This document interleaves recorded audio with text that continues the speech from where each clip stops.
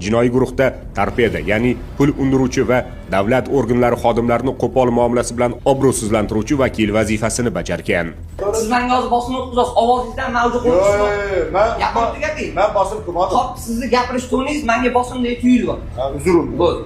Jinoiy guruh tarkibida Toshkent shahrida, Toshkent viloyatining Zangiota tumanida, Namangan viloyati Kosonsoy tumanida hamda Qoraqalpog'iston Respublikasining To'rtko'l tumanida fuqarolar va tadbirkorlarni obro'sizlantirish ishlari bilan faol shug'ullanib kelgan.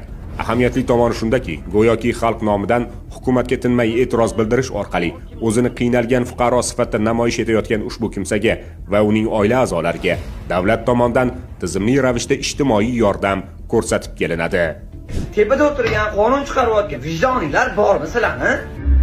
Ana tepada o'tirgan qonun chiqarayotgan, g'o'ddayotgan 2-3 ta qo'shtirnoq ichidagi insonlar, g'o'ddaygan davlat xodimlari. Masalan, 2020-yilda Nishonov ota-onasi bilan yashab turgan Chilonzor tumanidagi ko'p qavatli uy kapital ta'mirdan chiqarilib, atrofi to'liq obodonlashtirilgan.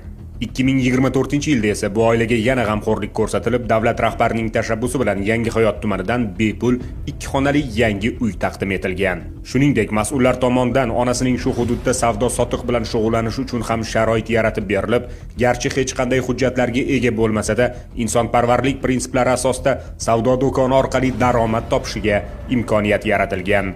Undan tashqari Dilshod Nishonovning ijtimoiy himoyasi ham muntazam ravishda ta'minlab kelinadi. 22-dom 9-xonadan turuvchi